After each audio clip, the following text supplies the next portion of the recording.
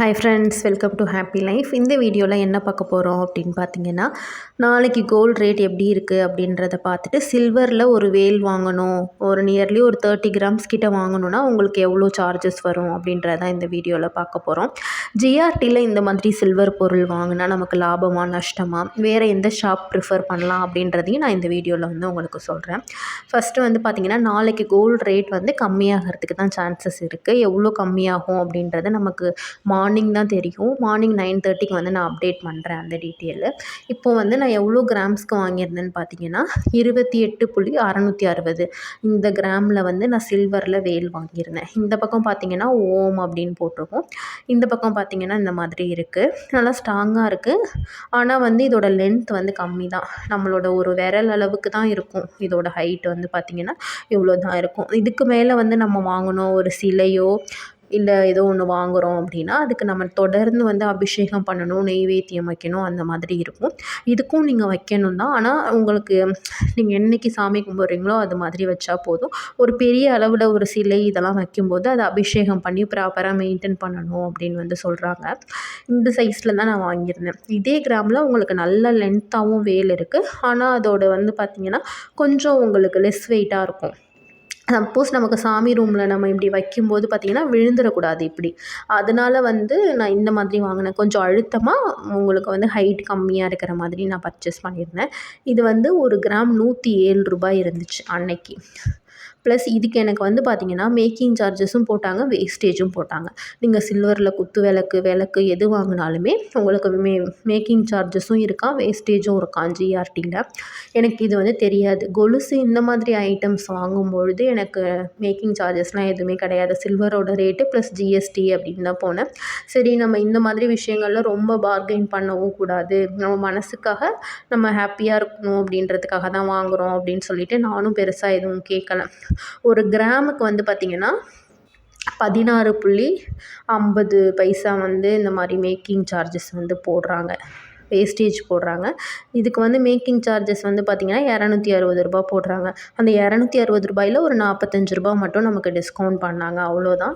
இதில் இந்த அமௌண்ட் உங்களுக்கு மேக்கிங் சார்ஜஸ் எவ்வளோ வருதுன்னு பார்த்திங்கன்னா அவங்க கால்குலேஷன் படி 472 ரூபா வருது. அதில் 71 ரூபா மட்டும் லெஸ் பண்ணி போட்டாங்க. இந்த 28 கிராம் வேல் வாங்குறதுக்கு ஜிஎஸ்டி எல்லாம் சேர்த்து பார்த்திங்கன்னா 3840 ரூபா வருது. அப்போது ஒரு 30 கிராம்ஸ் கிட்ட நீங்கள் விளக்கோ இந்த மாதிரி பெல்லோ பூஜை பொருட்கள் ஏதாவது ஒன்று வாங்கும்போது பார்த்திங்கன்னா நியர்லி உங்களுக்கு 4000 வருது. இதே நீங்கள் லலிதா ஜுவல்லரிக்கெலாம் போனீங்கன்னா மேக்கிங் சார்ஜஸ் வேஸ்டேஜ் சில்வர் பொருட்களுக்கு கிடையாதான். சில்வரோட ரேட் மட்டும் கொடுத்துட்டு ஜிஎஸ்டி மட்டும் பே பண்ணால் போதும் அப்படின்னு சொல்கிறாங்க. நமக்கு பெருசாக இதை எக்ஸ்சேஞ்ச் பண்ணும் பொழுதும் வேறு கடையில் பண்ணும்போது ஒரு பர்டிகுலர் அமௌண்ட் லெஸ் பண்ணி தான் எடுப்பாங்க. ஜிஆர்டிலலாம் பார்த்திங்கன்னா 25% வரைக்கும் லெஸ் பண்ணுறாங்க. கொலுசோ பூஜை பொருட்களோ பழசு நீங்கள் எது போட்டிங்கனாலும் சில்வர் பார் அண்ட் காயின்ஸாக இருந்தால் மட்டும்தான் 1% லெஸ் பண்ணிவிட்டு எடுத்துக்கிறாங்க. என்னோடய அட்வைஸ் என்னன்னு பார்த்தீங்கன்னா, பூஜை பண்ணுறதுக்கும் உங்களோட நீடு, அதாவது உங்களுக்கு தேவைக்கு மட்டும் இந்த மாதிரி சில்வரில் பொருட்கள்லாம் வாங்குங்க. இன்வெஸ்ட்மெண்ட்காக வாங்குனீங்கன்னா காயின்ஸோ பாரோ வாங்கி நீங்கள் சேவ் பண்ணுங்கள். பெஸ்ட்டு நீங்கள் மேக்ஸிமம் அமௌண்ட் கோல்டில் சேவ் பண்ணுங்கள். சும்மா கொஞ்சம் கொஞ்சமாக சில்வரும் வாங்கி வைங்க. அது உங்களுக்கு ஃப்யூச்சரில் பெனிஃபிட்டாக தான் இருக்கும். இந்த மாதிரி சேவிங்ஸ்க்காக இந்த மாதிரி பூஜை பொருட்களாக, அதாவது குங்குமச்சிமிழோ, சந்தன கிண்ணம், இந்த மாதிரி வேலு, விளக்குகள் இதெல்லாம் நீங்கள் வாங்குறீங்கன்னா அது உங்கள் யூசேஜுக்காக மட்டும்தான் இருக்கணும். இன்வெஸ்ட்மெண்ட்காக கண்டிப்பாக வாங்காதீங்க. அது உங்களுக்கு லாஸ் தான். லலிதாவில் வாங்கலாம். இல்லை நீங்கள் காயின்ஸ் இந்த மாதிரி வாங்குனீங்கன்னா சில்வர் ஸ்டோர்ஸ் அப்படின்னு சொல்லிட்டு வலசரவாக்கமில் ஒரு ஷாப் இருக்குதுன்னு சொல்கிறாங்க. இப்போது நீங்கள் மேரேஜ் இந்த மாதிரி பல்காக வாங்குறீங்கன்னா நீங்கள் வேறு ஏரியாவில் இருந்தீங்கன்னா கூட இந்த வலசரவாக்கம் ஷாப் விசிட் பண்ணலாம். அதில் நார்மலாக நமக்கு மார்க்கெட்டில் இப்போ 107 ரூபா இருந்துச்சுன்னா 5 ரூபீஸ் லெஸ் பண்ணியே கொடுக்குறாங்க. 102 ரூபா தான் கிராம் ரேட் போட்டு கொடுக்குறாங்க. நீங்கள் அந்த மாதிரி சூஸ் பண்ணி பர்ச்சேஸ் பண்ணலாம். சில்வர்லலாம் ஒரு பொருள் வாங்குனீங்கன்னா ரொம்ப நாள் யூஸ் பண்ணுற மாதிரி பாருங்கள். ஒரு கொலுசாக இருந்தாலும் எதுவாக இருந்தாலும் அதை அடிக்கடி எக்ஸ்சேஞ்ச் பண்ணும்பொழுது உங்களுக்கு லாஸ் ரொம்பவே ஹெவியாக இருக்கும். சில்வர் ஸ்டோர் வலசரவாக்கம்னு சொல்லிட்டு கூகுளில் நம்பர் எடுத்து கூட நீங்கள் கால் பண்ணி கேளுங்க. அவங்க உங்களுக்கு டீட்டெயில்ஸ் சொல்லுவாங்க. ஆன்லைன் ஷாப்பிங் இருக்கா அந்த மாதிரி டீட்டெயில்ஸ்லாம் எனக்கு தெரியல. உங்களுக்கு வேணும்னா நீங்கள் நம்பர் எடுத்து நீங்கள் கேளுங்க. டிஸ்கிரிப்ஷனில் வேணும்னாலும் நான் நம்பர் தரேன். இது ப்ரமோஷன் வீடியோலாம் இல்லை, சும்மா உங்கள் இன்ஃபர்மேஷனுக்காக தான் சொல்கிறேன். ஒரு சில்வர் வாங்கும்போது இது நமக்கு ஃப்யூச்சர்லேயும் ஜிஎஸ்டியும் ஒரு 25% 30% லெஸ் பண்ணி தான் எடுக்கிறாங்க. இதை வாங்கும்போதும் நம்ம மேக்கிங் சார்ஜஸ் வேஸ்டேஜ்லாம் கொடுத்து வாங்கும்போது நமக்கு ரொம்பவே லாஸ் தான் ஆகும். அதனால வந்து நீங்கள் பார்த்து வாங்க. இந்த வேஸ்டேஜ் மேக்கிங்லாம் இல்லாத மாதிரி ஷாப்பாக அந்த லலிதாலலாம் இல்லைன்னு சொல்கிறாங்க, எனக்கு தெரியல. இப்போ எலைட்லேயுமே வேஸ்டேஜ் போடுறாங்க சில்வர் பொருட்களுக்கு. நான் ரீசெண்டாக போய் பார்த்துருந்தேன். இந்த மாதிரி ஷாப்பாக நீங்கள் பார்த்து ஆஃபர் போடுற டைமில் வாங்குனீங்கன்னா உங்களுக்கு வந்து பெனிஃபிட்டாக இருக்கும். வேஸ்டேஜில் மட்டும்தான் கம்மி பண்ணுவாங்களா, ஜிஎஸ்டியில் எதுவும் லெஸ் பண்ண மாட்டாங்களான்னு சொல்லிட்டு நிறைய பேர் கேட்குறீங்க. பெரும்பாலும் உங்களுக்கு ஜிஎஸ்டி வந்து நீங்கள் சில்வரோ வெள்ளியோ எந்த மாதிரி பொருட்கள் வாங்கினாலுமே 3% ஜிஎஸ்டி எல்லா ஷாப்லேயுமே நீங்கள் கொடுக்குற மாதிரி தான் இருக்கும். அதில் எந்த விதமான டிஸ்கவுண்ட்டும் பண்ண மாட்டாங்க. முன்னாடி என்எஸ்கே தங்க மாளிகையில் சீட்டு போடுறவங்களுக்கு ஜிஎஸ்டி பே பண்ண வேணாம்னு சொல்லியிருந்தாங்க. இப்போ அவங்களுமே ஜிஎஸ்டி பே பண்ணணும் 3%ன்னு சொல்லிட்டாங்க. எனக்கு தெரிஞ்சு மங்களன் மங்களில் மட்டும்தான் உங்களுக்கு வேஸ்டேஜில் 18% டிஸ்கவுண்ட் ப்ளஸ் கிராம்ஸில் அக்குமுலேட் ஆகும். அண்ட் வந்து ஜிஎஸ்டியும் கிடையாது அப்படின்னு சொல்லியிருக்காங்க. ஆனால் அது 15 மாத ஸ்கீம். ஒரு தடவை ஜாயின் பண்ணுறதுக்கு முன்னாடி நீங்கள் ஃபுல்லாக என்கொயரி பண்ணிவிட்டு அதுக்கப்புறமா ஜாயின் பண்ணிங்க அப்படின்னா உங்களுக்கு பெட்டராக இருக்கும் அப்படின்னு நினைக்கிறேன். ரீசெண்டாக நிறைய பேர் வந்து ஜிஆர்டி ஒஸ்ட் எக்ஸ்பீரியன்ஸ் அப்படின்னு சொல்லிட்டு வீடியோ போடுறாங்க. நீங்கள் வந்து ஜிஆர்டியில் நிறைய பர்ச்சேஸ் பண்ணியிருக்கீங்க, அதை பற்றி நீங்கள் என்ன நினைக்கிறீங்க அப்படின்னு சொல்லி கேட்டிருந்தீங்க. நான் நிறைய டைம் ஜிஆர்டிக்கு போயிருக்கேன். ஒரு 2-3 நிறைய பிரான்ச்சஸ்க்கு கூட நான் சென்னையில் போயிருக்கேன். என்னை பொறுத்தளவுக்கு கஸ்டமர் சர்வீஸுன்றது பார்த்திங்கன்னா 100% எப்போவுமே எனக்கு வந்து ஓகேவாக தான் இருந்துச்சு. இப்போது அந்த சேல்ஸ் பர்சன் வந்து பார்த்திங்கன்னா மார்னிங்லேருந்து ஈவினிங் வரைக்கும் இருக்காங்க. சிலருக்கு வந்து டயர்ட் ஆகிறதுக்கோ இல்லை அவங்களுக்கு முடியாமல் இருக்கிறதுக்கோ சான்ஸ் இருக்குது. அப்போ வந்து அவங்க சரியாக அவங்களுக்கு எடுத்து காமிக்காமல் இருக்கலாம். மேக்ஸிமம் வந்து அவங்கக்கிட்ட இருக்கிற ப்ராடக்ட்டை நமக்கு சேல் பண்ணணும், நம்மளை சாட்டிஸ்ஃபை பண்ணி அனுப்பணும்னு தான் எல்லாருமே நினைப்பாங்க.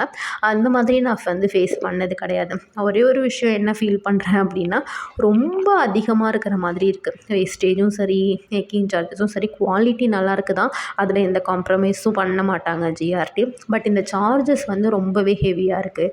இப்போ மேனேஜர்ஸ் கிட்ட போய் கேட்டால் கூட குறைக்க மாட்டேன்றாங்க. அது வந்து சிஸ்டமில் ரெக்வஸ்ட் கொடுக்கணும், இதுக்கு மேலே குறைக்க முடியாது அந்த மாதிரி சொல்கிறாங்க. இந்த அவங்க ஹிடன் சார்ஜஸ் இருக்கு இல்லையா, நீங்கள் கோல்டு வாங்கினாலும் சில்வர் வாங்கினாலும் இந்த stone charges, making charges, wastage இதெல்லாம் வந்து ரொம்ப அதிகமாக இருக்குது. சீட்டு ஸ்கீமுமே மாற்றிட்டாங்க, கிஃப்ட்ஸுமே ஒர்த்தாக இல்லை. இதை மட்டும்தான் நான் ஒரு டிஸ்அட்வான்டேஜாக பார்க்குறேன். நான் சீட்டு போடாமல் ரெடி கேஷ் கொடுத்து நான் பர்ச்சேஸ் பண்ண போகிறேன், இல்லை கோல்டு காயின்ஸ் வாங்கணும், இந்த மாதிரிலாம் நான் வந்து ஜிஆர்டியை தான் 100% வந்து ப்ரிஃபர் பண்ணுவேன். அண்ட் வந்து ரொம்ப லக்கியாகவும் ஃபீல் பண்ணுறதால தான் நான் எகெயின் அண்ட் எகெயின் அங்கே போகிறேன். இது என்னோடய பர்சனல் ஒப்பீனியன். அது வியூஸ்க்காக போடுறாங்களா இல்லை உண்மையாலுமே போடுறாங்களா அப்படின்றது தெரியல. நிறைய பேர் வந்து ஒஸ்ட் எக்ஸ்பீரியன்ஸ், பேட் எக்ஸ்பீரியன்ஸ் அப்படின்னு சொல்லிட்டு ரீசெண்டாக வந்து வீடியோஸ் போட்டிருக்காங்க. அதை பற்றி கமெண்ட்டுமே எனக்கு வந்துச்சு. நீங்கள் என்ன சிஸ்டர் நினைக்கிறீங்க? கஸ்டமர் சர்வீஸ்லாம் வந்து எனக்கு 100% சாட்டிஸ்ஃபைட் தான். இந்த சார்ஜஸ், இந்த வேஸ்டேஜ் மட்டும்தான் எக்ஸ்ட்ரா இருக்குது. அது இப்போது இல்லை, எப்போவுமே வந்து ஜிஆர்டியில் அதிகமாக தான் இருக்கும் அப்படின்றது என்னோடய ஃபீலிங்.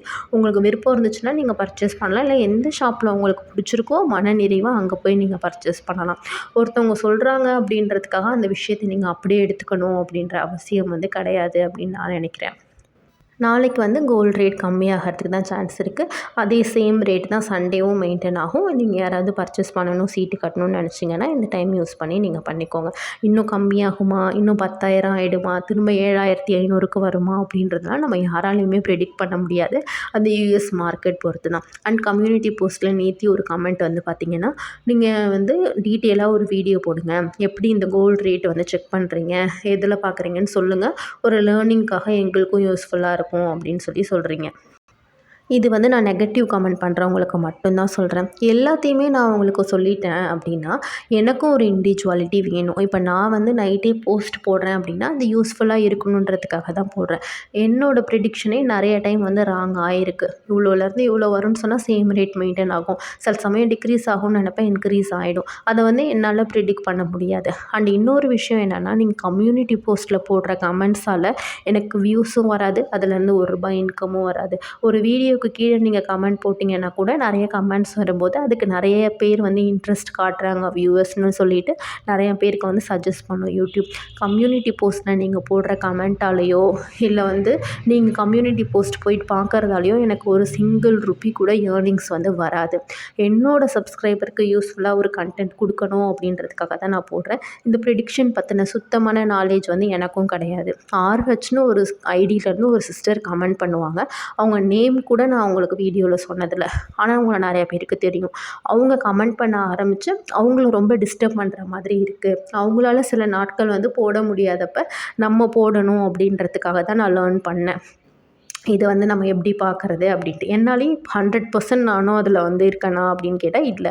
மேக்ஸிமம் வந்து என்னால் குறையுமா கூடுமா அப்படின்றத மட்டும் சொல்ல முடியும். மார்னிங் 9:30க்கு அப்டேட் பண்ணுற ரேட்னா நீங்கள் எதில் பார்க்குறீங்க என்னன்னு கேட்டிங்கன்னா, ஃபஸ்ட்டு ப்ரெடிக்ஷன்றது போட ஆரம்பிச்சது நம்ம தான்.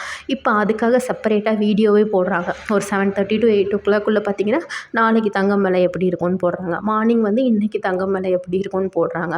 அதே மாதிரி வீடியோ வந்து என்னாலேயும் மேக் பண்ண முடியும். ஒரு 2 வீடியோ செப்பரேட்டாக எடுத்து வச்சுட்டு, ஒன்று ஏறுற மாதிரி பேசியும், ஒன்று இறங்குற மாதிரி பேசியும் நான் எடுத்து வச்சுட்டு, அதை டெய்லி வந்து என்னால் ஃப்ரீக்வெண்ட்டாக அப்டேட் வந்து பண்ண முடியும்.